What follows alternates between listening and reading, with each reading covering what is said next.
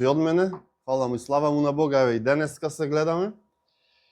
И се тоа што го правиме за Бог да се прослави, не ние да се прославиме. И точно во овој ден, денеска сакам да зборувам нешто за нашата иднина.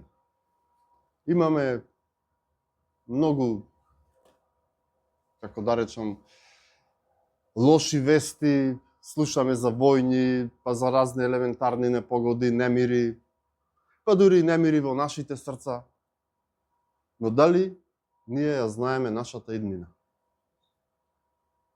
Што со нас? И ајде најпрво да прочитаме еден текст за денеска.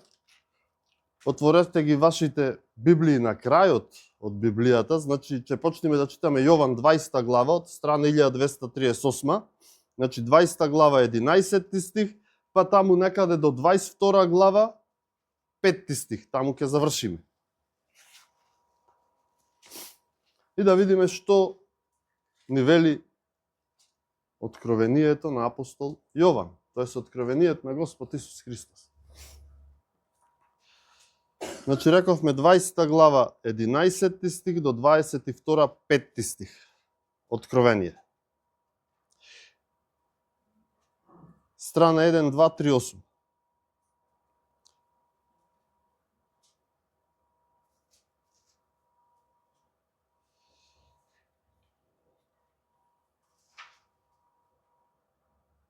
И видов голем бел престол и оној кој седеше на него, од чие лице побегнаа земјата и небото и не се најде место за нив. И ги видов мртвите, големи и мали, како стојат пред престолот и се отворија книжните свитоци и друг книжен свиток се отвори. Книгата на животот и на мртвите им беше судено според она што е запишано во книгата според своите дела. И морето ги предаде своите мртви кои се во него. И смртта и подземјето ги предадоа мртвите кои се во нив и секој беше суден според своите дела. И смртта и подземјето беа фрлени во огненото езеро. Тоа е втората смрт, огненото езеро. И кој не беше запишан во книгата на животот, беше фрлен во огненото езеро. И видов ново небо и нова земја, зашто првото небо и првата земја поминаа, и море немаше веќе. Тогаш јас, Јован, го видов светиот град, новиот Ерусалим, како слегува од небото. Од Бога стокмен како невеста, која е украсена за својот маж. И чув силен глас од небото велејки: еве го Божиот шатор меѓу луѓето. И тој ќе живее со нив, и тие ќе бидат негов народ, и самиот Бог ќе биде со нив. И ќе ја избрише секоја солза од нивните очи. И смрт нема да има веќе. Ни трага, ни плач, ниту болка, зашто првото помина. И оној кој седи на престолот рече: ете правам се ново. Уште рече: напиши, зашто овие зборови се верни и вистинити. И ми рече: се заврши. Јас сум алфа и омега, почеток и свршеток. Јас ќе му дадам на жедниот дарум од изворот на водата на животот. Кој победува, го наследува ова. И јас ќе му бидам Бог и тој ќе ми биде син. А на страшливците, и на неверниците, и на гнасните, и на убијците, и на блудниците, и на вражалците, и на идолопоклониците, и на сите лажци, нивниот дел им е во езерото кое гори со оган и сулфур. Тоа е втората смрт. И дојде еден од 7 ангели, кои имаа 7 чаши, полни со последните 7 зла, и проговори со мене и рече: дојди да ти ја покажам невестата, жената на јагнето. И ме одведе духом на голема и висока гора и ми го покажа светиот град, Ерусалим, како слегува од небото од Бога. И имаше Божја слава, и нејзината светлина беше слична на многу скапоцени камења, на кристално прозирниот камен јаспис. Имаше голем и висок зид со 12 порти, а на портите 12 ангели напишани имиња, а тоа се имињата на 12 племиња на Израелевите синови. Од исток 3 порти, од север 3 порти, од југ 3 порти и од запад 3 порти. А градскиот зид имаше 12 основи и на нив 12 имиња на 12 апостоли на јагнето. А оној кој зборуваше со мене имаше златна трска за да го измери градот и нејзините врати и нејзиниот зид. Градот пак лежи четириаголно, а должината му е колку и широчината. И го измери градот со трската, 12.000 стадии, нејзината должина и широчина, и височина беа еднакви. И го измери неговиот зид со 44 лакти по човечка мерка, која е и ангелска.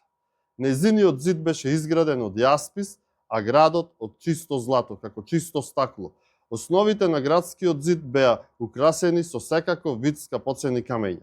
Првата основа е од јаспис, втората сафир, третата халкидон, четвртата смарагд, петтата сардоникс, шестата сард, седмата хрисолит, осмата вирил, деветтата топаз, десеттата хрисопрас, единаесеттата хијацинт, 12-тата аметист. А 12-те порти, 12 бисери, секоја врата беше од еден бисер. И градската улица беше од чисто злато, како прозирно стакло. А храм не видов во него, зашто негов храм е Господ Бог, семојкниот и јагнето. И на градот не му е потребно сонце, ниту месечината за да му светат, зашто Божјата слава го осветлува, а јагнето му е светилник. И народите на оние кои се спасени ќе одат во неговата светлина, и земните цареви ќе ја донесат својата слава во него. И нејзините порти нема да се затворат дење, зашто не ќе има ноќ таму. И славата и честа на народите ќе бидат донесени во него. И во него нема да влезе ништо нечисто. Ни оној кој прави нешто гнасно и лажно, туку само оние кои се запишани во јагнетовата книга на животот. И ми покажа чиста река со вода на животот, бистра како кристал, која истекува од престолот на Бога и на јагнето. Среде нејзината улица и од двете страни на реката дрвото на животот кој рајга 12 плодови, кој секој месец го дава својот плод, а листијата на дрвото се за исцелување на народите. И нема веќе да има никакво проклетство. И престолот на Бога и на јагнето ќе биде во неја. И неговите слуги ќе му служат. И ќе го гледаат неговото лице. И неговото име ќе биде на нивните чела. Ноќ нема да има веќе. И не ќе им биде потребна светлина од светилка, ни светлина од сонцето, зашто Господ Бог ќе ги осветлува и ќе владеат во веки и веков. Амин. Бог да го прослави своето слово. Ова беше еден текст кој ни дава една слика за иднината. И кога размислуваме за иднината, можеме да си поставуваме многу прашања. Што ќе биде со нас? Секој се запрашува за тоа. Каква е нашата иднина? Каква е мојата иднина? Дали треба да ја знаеме иднината? Па како да ја знаеме иднината? И многу други прашања, така натаму. Но прво ќе одговорам како нема да ја дознаеш иднината. За да ја дознаеме иднината, не треба да трагаме, да бараме погатачи, побајачи, значи не треба да гатаме, да гледаме во филџан кафе и некои слични работи. Нема да читаме хороскоп и да гледаме во звездите и планетите. Така нема да ја дознаеме иднината. Нема да повикуваме духови. Нема да вражаме. А зошто не сето ова? Некој би рекол, кога многу луѓе овде околу нас го прават ова и овие нешта. Зошто? Па бидејќи Словото, Библијата јасно ни кажува. Еве во Второзаконие ќе прочитаме, 5-та Мојсеева книга или 18-та глава, 9 до 13 стих.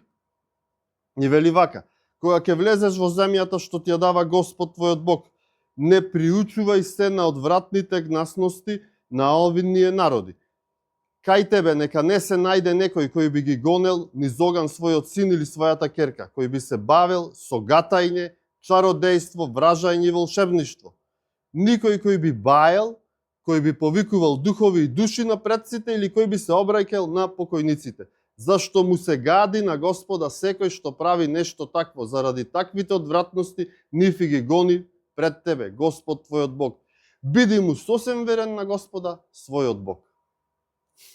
Овие зборови Бог, сега што ги прочитав, им ги кажува на израелците кога ги воведуваше во ветената земја. Но, тие важат и тоа како и денес за нас. Гатање, бајање, волшебништво, повикување на духови и слични работи на Бог му се одвратни. Јасно е пишани, нема тука нешто што не е јасно. Информациите точно преку овие работи можат само да не заведат. Тие заведуваат и не водат на криви патишта. Бидејќи тие се делумни, извртени вистини. Делумни, извртени вистини. Или се сосем лаги. Освен што не треба да се занимаваме со овие гревови, не треба и да се обраќаме кај оние што се занимаваат со тоа. Значи, овде Бог не ни забранува само нам да ги правиме, туку и да не одиме кај луѓе кои се занимаваат со тоа. Вистината нема да ја дознаеме ако користиме грешна пракса и грешни обичаи. Вистината за иднината. И сега, нормално, после ова се поставува прашање како ќе ја дознаеме иднината. Па нормално, од Библијата. Библијата е Божји збор, бидејќи тој е апсолутна вистина за минатото, за сегашноста и за иднината. Тоа го потврдуваат многуте пророштва што се исполнети во Стариот Завет. Пророштвото за Исус, дека ќе се роди како мало бебе, дека ќе живее на земјата, ќе умре и ќе воскресне. Постојат и ветувања за сегашноста, кои можат да се исполнат, ако го следиме Божиото Слово. Исус во Јован 7 глава 17 стих вели вака: ако некој сака да ја исполнува неговата волја, ќе знае дали е наукава од Бога или зборувам сам од себе.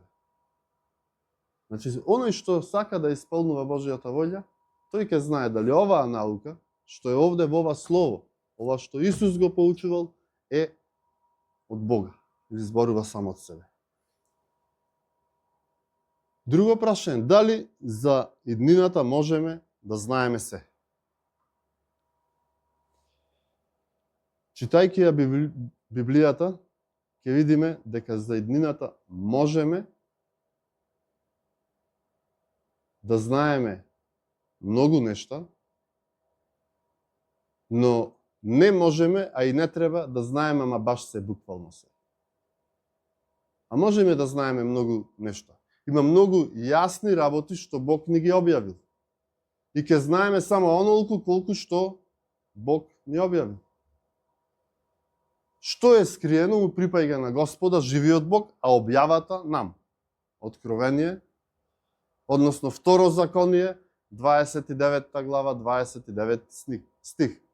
Вели, што е скриено му припаѓа на Господа, живиот, нашиот Бог, а објавата нам. Значи, Бог доволно ни објавил од она што ние треба да го знаеме. А она што не го знаеме му припаѓа на Бога. А сега, што вели Библијата за иднината? Библијата кажува многу, но ние ќе разгледаме неколку работи, оние најважни работи. Библијата зборува за иднината на планетите, на Земјата, на Сонцето, на звездите.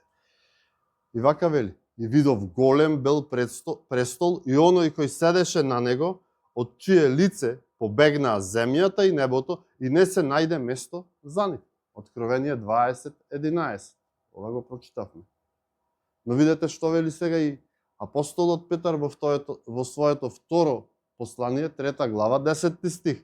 А Господовиот ден ќе дојде како крадец во ноќта, во тој ден небото, во тој ден небесата ќе поминат со голема бучава, а вжарените стихи ќе се распаднат и земјата ќе изгори со сите дела што се во неа.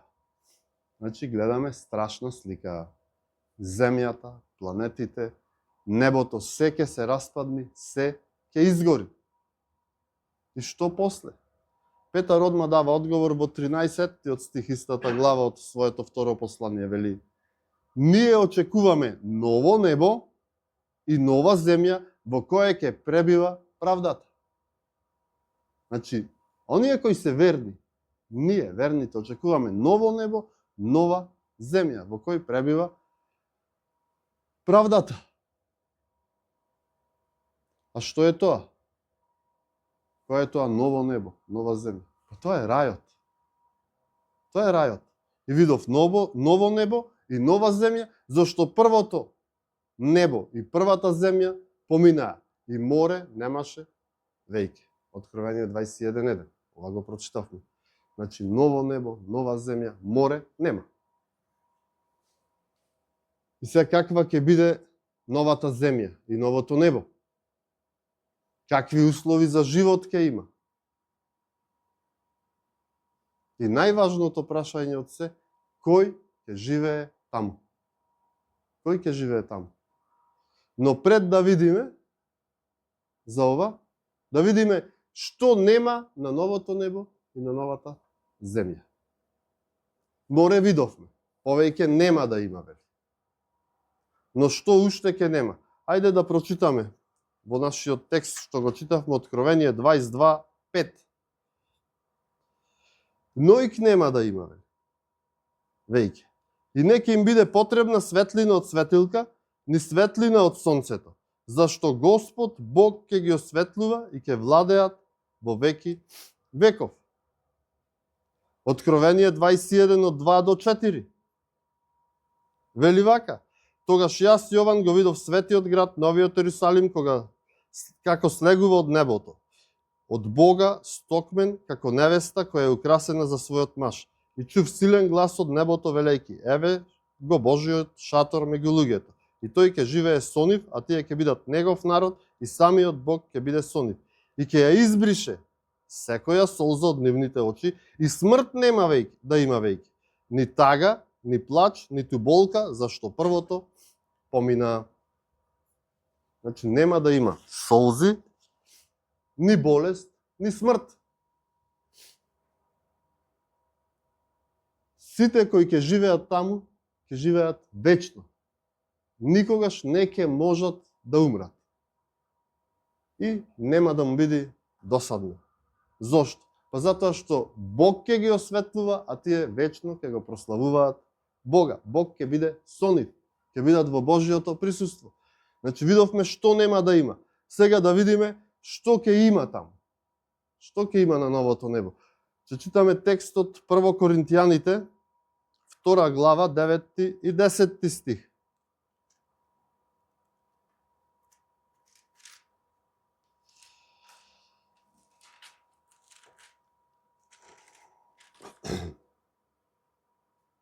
Таму вели: туку како што е напишано, што окото не виде, што увото не чу, што во човечкото срце не дојде, тоа Бог го приготви за оние кои го љубат, а Бог ни го откри тоа нам преку Духот, зашто Духот испитува се, па дури и Божите длабочини. Значи толку ќе биде добро, толку ќе биде убаво, што не може ни да замислиме каква убавина ќе биде. Не може да се замисли. И еве што вели уште Библијата, Откровение 22:3-4. И нема веќе да има никакво проклетство. И престолот на Бога и на јагнето ќе биде во неа. И неговите слуги ќе му служат. И ќе го гледаат неговото лице. И неговото име ќе биде на нивните чела. Значи Божиото присуство ќе биде очигледно. Ќе го гледаат во лице, вели. Колку е прекрасно тоа. А што е Бог? Бог е љубов, тој е извор на љубов. Значи љубовта ќе зрачи на сите страни. Сите искрено ќе се сакаат. Често пати слушаме овдека меѓу народот, многу луѓе тоа го велат: па мене никој не ме сака, мене сите ме отфрлаат. Ама таму ќе биде поинаку. Сите ќе те сакаат. И сите ќе ги сакаш. Божијата љубов ќе преовладува. Поинаку ќе биде. Таму ќе има совршени услови за живот. Друго име за Исус е мир. Значи таму ќе владее мирот. Нема да има војни, ова што го слушаме, војни, расправи, нема да има демонстрации, нема да има политички немири, расправи меѓу луѓето нема да има. Нема да има дури избори. Таму ќе има духовен мир, тоест мир во нашите срца. Она што денес човекот толку многу го бара, дури ние верните преку молитвите бараме: Господе, смири го моето срце. Таму ќе го има. А ние толку го бараме овде. Бог не љуби и сака да бидеме со Него, во Неговото присуство, да го гледаме во лице. Ама ова не е она што најмногу можеме да го посакаме во животот. Дали е ова? Па да. Ова е она што човек го бара во животот. Бара љубов, бара мир, бара идеални услови за живот. Дали е тоа? На некого може би ова му звучи како некоја добра бајка, но ова е чиста вистина за иднината. Исус рече, небото и земјата ќе поминат, но неговите зборови нема никогаш да поминат. Значи, она што Исус го рекол, тоа и ќе биде. И ова е чиста вистина, не е бајка. И сега она најважното што рековме, кој ќе живее таму, а кој не. Морам да ви кажам, да ви соопштам, за жал нема сите да живеат на новото небо и новата земја. Библијата не учи дека сите сгрешија, ама баш сите. И сите се лишени од славата Божја. Секој човек пред Бога е грешен човек. Некои го признаваат тоа, а некои не. И сега, зашто сите сгрешија, никој сам себе не може да се спаси одејки по своји патишта. Не може секој сам себе да спаси. Бидејќи никој не заслужил да дојде во рајот. Значи не можеме по свој пат. Никој не заслужил да дојде во рајот. И Библијата, видете што вели. Ќе прочитам Псалм 49, 7 и 8 стих.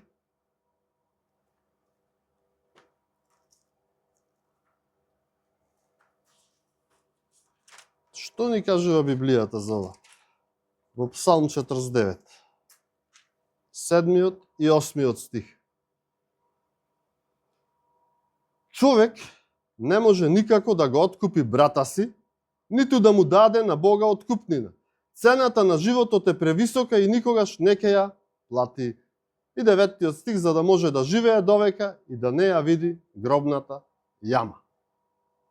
Значи, човек не може да се откупи со пари. Ниту себе си, ниту својот брат. Никого. Не може да се откупи со пари. Не може да се откупи со добри дела. Не може да се откупи со обреди, со религија и така натаму. Кој е тогаш решението? Ајде да го видиме текстот за иднината, за идното време и оние кои се во рајот. Како дошле таму? Како дошле таму? Откровение 7 глава ќе прочитаме. Од 13 до 17 стих. И вели вака. И еден од старешините одговори велејки ми. Кои се и од каде дојде овие кои се облечени во бели облеки? А јас му реков, Господине мој, ти знаеш. И ми рече, тоа се оние кои доаѓаат од голема неволја, кои ги испраа облеките своји и ги избелија во крвта на јагнето. Затоа се пред Божиот престол и му служат дење и ноќе во неговиот храм. А оној кој седи на престолот, ќе го обтегне својот шатор над нив. Нема веќе да огладнат, ниту да ожеднат, ниту сонцето ќе ги пече, ниту некаква жега. Зашто јагнето кое е среде престолот ќе ги пасе и ќе ги води на извори жива вода и Бог ќе ја избрише секоја солза од нивните очи. Прекрасна слика. Нема глад, нема жед, нема горештини, нема солзи, но прашањето останува. Како дојдоја? Дали знаете? Па текстот добро ни го кажува. Истиот текст ни го дава одговорот. Текстот вели, ги испра облеките своји и ги избелија во крвта на јагнето. Ги избелија во крвта на јагнето. Крвта на јагнето е символ на жртвата на Исус Христос. Значи, пролеаната крв што Исус Христос ја пролеа на крстот. Како жртва помирница за гревовите на целиот свет. А Исус е совршената жртва за гревовите. Бидејќи знаеме, животинските жртви што беа во Стариот Завет, претходно, беа само слика на пророштвото за Исус. Значи, Исус е совршената жртва. Само Христос е Божиото јагне, кој ги зема врз себе сите гревови на овој свет. Никој друг. Сега, што значи да ги испере шалиштата,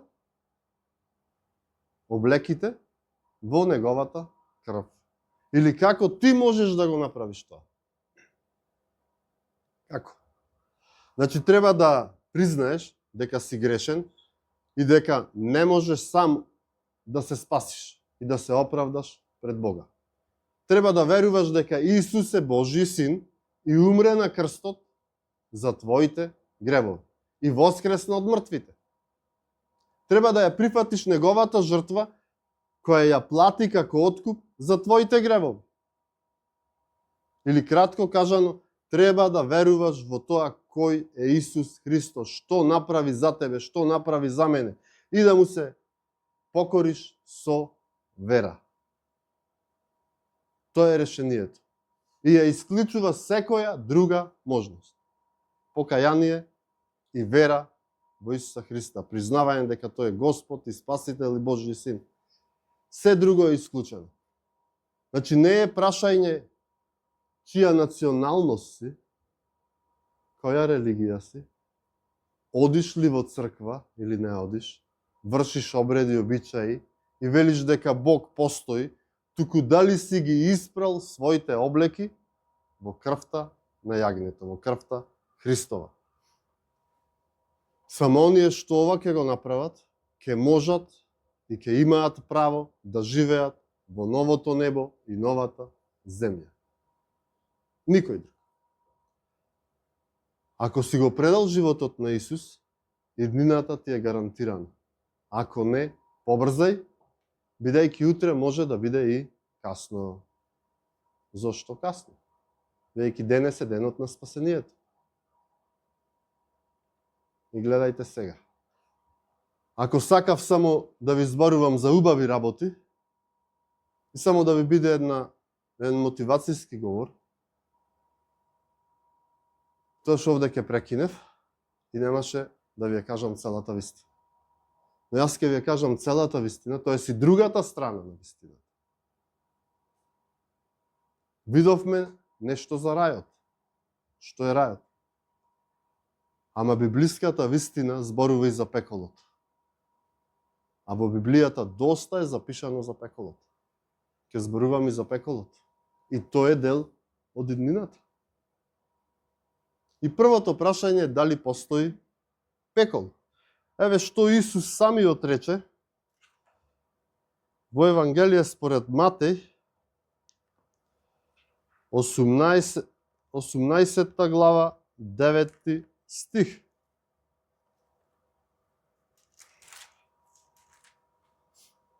Еве што Исус кажа. И ако те соблазнува твоето око, извади го и фрли го од себе. Подобро е за тебе да влезеш во животот со едно око, отколку и мајки две очи да бидеш фрлен во пеколот огнен. Значи пеколот постои. И ќе постои како огнено езеро. Еве уште еден текст како потврдува за ова. Одиме во Лука 16 глава.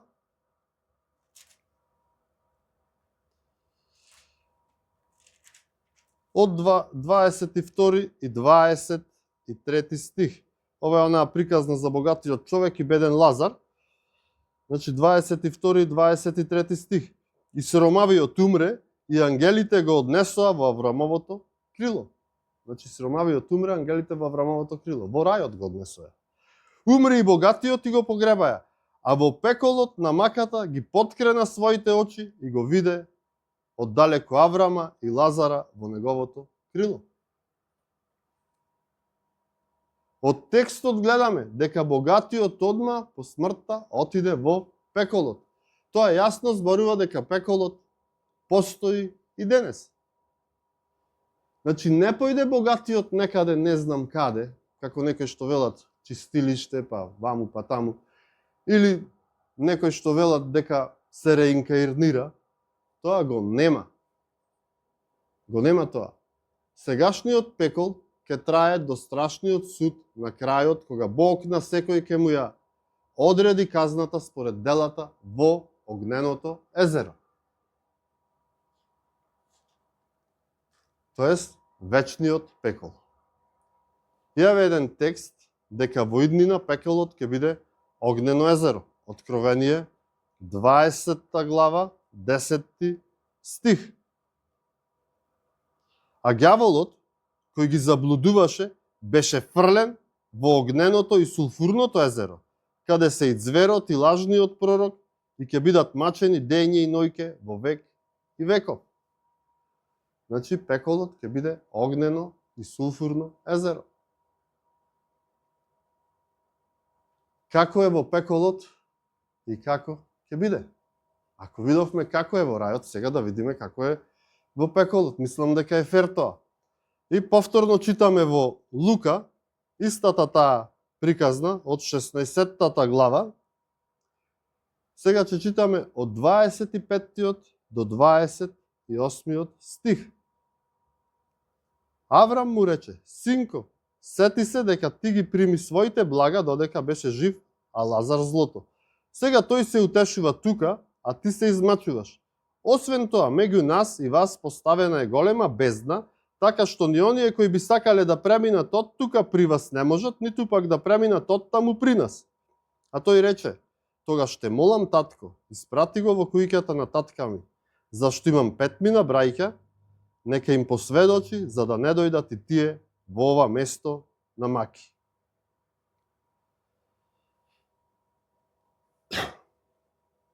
Овде гледаме човек кој е веќе во пеколот. И од неговите зборови дознаваме дека пеколот е место на страшни маки. Во Библијата уште прочитавме дека пеколот ќе трае во век и веков. Значи, тоа е место на вечни маки. Не одредени маки, ден, 2, 3 година, 10. Вечни маки, вели. Јеховините сведоци и некои модерни христијани би рекол, велат дека луѓето во пеколот ќе бидат уништени, изгорени и толку. И нема да постојат. И сега се прашувам како тогаш ќе се мачат довека, во век и веков. Како богаташот свесно размислуваше во пеколот за своите 5 браќа. Ако не се обратат, дека и тие ќе завршат таму. Значи тој се грижи за нив, ама касно.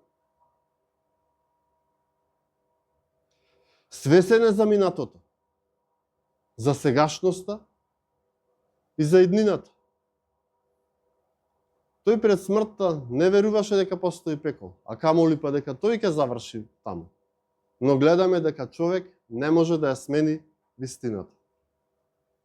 Може би мислеше и тој, како и некој денес што мислат дека Библијата е застарена, а тој е модерен, има своја вистина, свои дела, според кои одредува што е добро, што е лошо, но сепак заврши во пеколот, во страшни маки. Во Матеј 8 глава, 12 стих вели дека во пеколот ќе има плач и чкртање со заби.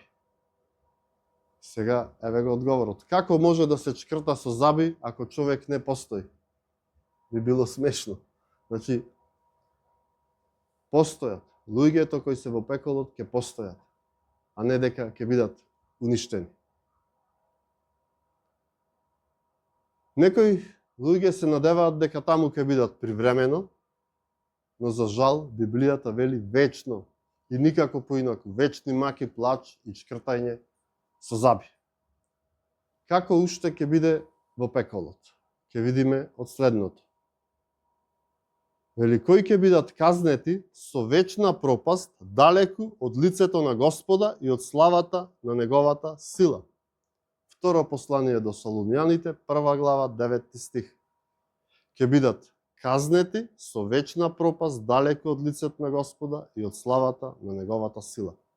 Значи, пеколот е чиста контраст на рајот. Ако таму во рајот го гледаме Бог во лице, овде пеколот е место оддалечено од лицето на Бога. Што значи тоа? Рековме, Бог е љубов, Бог е вистина, Бог е мир, тој е извор на мир, на љубов. Пеколот е место оддалечено од сето тоа. Таму нема љубов, нема мир и се она што е Бог. А Бог е и светлина. Значи нема ни светлина, тоа е крајна темнина. Ваму че нема сонце, нема месечина, нема звезди, бидејќи Бог ги осветлува, а овде ќе биде тотална темнина. Нема светлината. И таму ќе има плач и чкртање со зъби. А во рајот нема солзи, нема маки, нема тага. Како уште нема да биде во пеколот? Некои луѓе, јас често пати овде кога сум го слушал кај нас, па и од мои пријатели, мои блиски, па велат, па што ако завршам таму? Што ако завршам во пеколот? Таму ми е друштвото, таму има друштво, има кафеани, има јавни кујки, проститутки, казина, коцкање. Тоа е она што луѓето ги привлекува. Што ако вели завршам таму? Но верувајте, тоа е голема заблуда и лага. Таму има вечни маки, вечна осаменост и нема љубов, нема светлина. Нема пријатели. Бидејќи темел за пријателството е љубовта. Тоаш како ќе се гледаат, како ќе бидат во друштво? Никако. Темнина, одделени еден со друг, не можат да се видат, толку густа темнина. И за крај кој оди во пеколот? Во второ послание до Солуњаните, првата глава 8 стих пишува дека Бог ќе ги казнува со пламен оган и вечна пропаст. Оние кои не го познаваат Бога и кои не му се послушни на Евангелието на нашиот Господ Исус Христос. Запамтете, оние кои не го познаваат Бога и кои не му се послушни на Евангелието на нашиот Господ Исус Христос. Го познаваме ли Бог? Му се покоруваме на Евангелието Христово? Некој сигурно ќе каже, па јас верувам во Бог, во Исус. Како не би верувал? Но да не се залажуваме. И ѓаволот и демоните веруваат и се тресат од страх, вели Библијата. Гледате? Во Матеј 7 глава исто Исус го вели следново. Не секој што ми вели Господи, Господи, ќе влезе во Царството Небесно, а оној кој ја врши волјата на мојот татко. Дали сме ние оние кои викаме Господи, Господи, а не ја вршиме волјата Негова? А која е волјата Негова? Па Бог ја објави својата волја во Библијата. Објавено ни е која е Неговата волја. Бадијала можеме да се гордееме со нашата националност, па библиска земја, па не знам што ти не, со нашиот патриотизам, со нашата религија. Бадијала со сето тоа. Па со чување на, не знам, крстови, надзид, слики, икони. А за зборот Божи баш да не биде гајле. Сето е тоа бадијала. Тогаш одиме во пекол. Секој да размисли за ова. И затоа да видиме уште еден текст кој оди во пеколот. Откровение 21:8. Ова го прочитавме на почетокот. И таму вели, а на страшливците, и на неверните, и на гнасните, и на убијците, и на блудниците, и на вражалците, и на идолопоклониците, и на сите лажци, нивниот дел им е во езерото кое гори, во оган и сулфур. Тоа е втората смрт. Набројавме колку? 9. Страшливци. Би рекол кукавици. Кои се овие?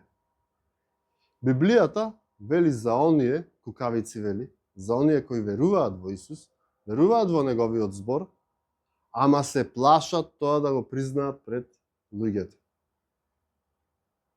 Се плашат да го признаат. Еве што читаме за овие. Матеј 10 глава, 32 и 33 стих.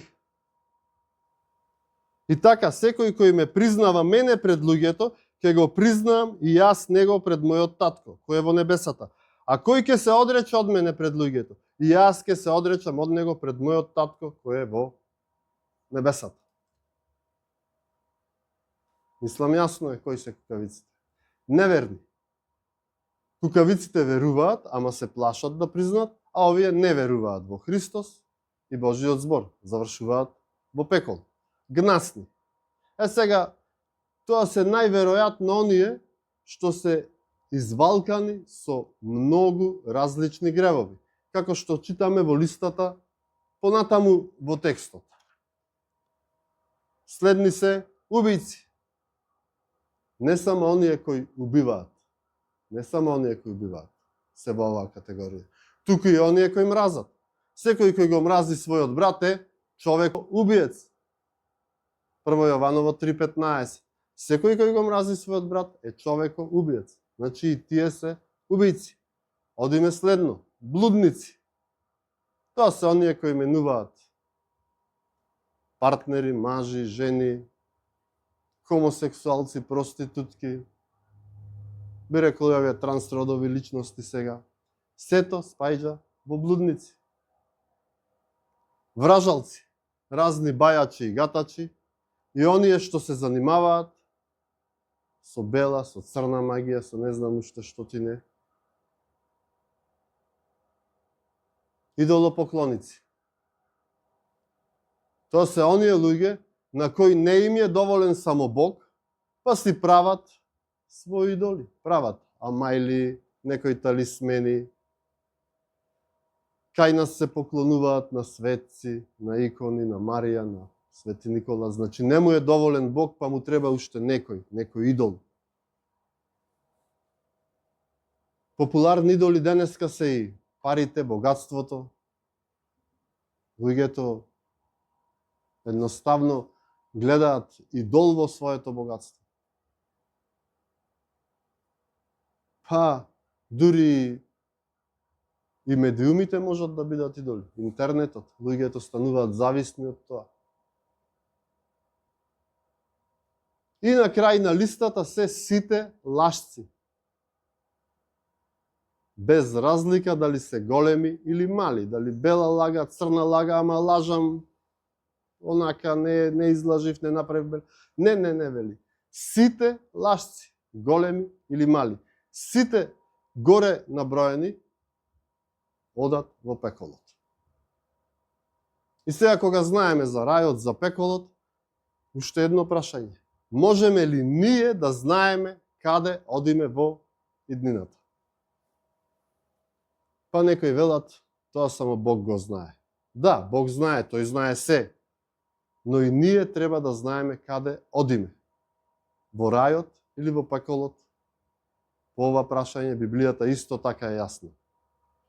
И вели, оние кои не го познаваат Бога и не се послушни на Евангелијето нашиот Господ, тие ќе бидат казнети со вечна пропаст. Значи, оние кои не го познаваат Бога, дали ние го познаваме Бога, дали ние сме послушни на Бога, така ќе знаеме. И затоа сега сите треба да си го поставиме овие прашање. Го познаваш ли Бог? Дали си послушен на Евангелието? Дали му го предадеш животот да биде твој спасител и Господ? И неговото слово, Библијата, да ти биде врховен авторитет во твојот живот?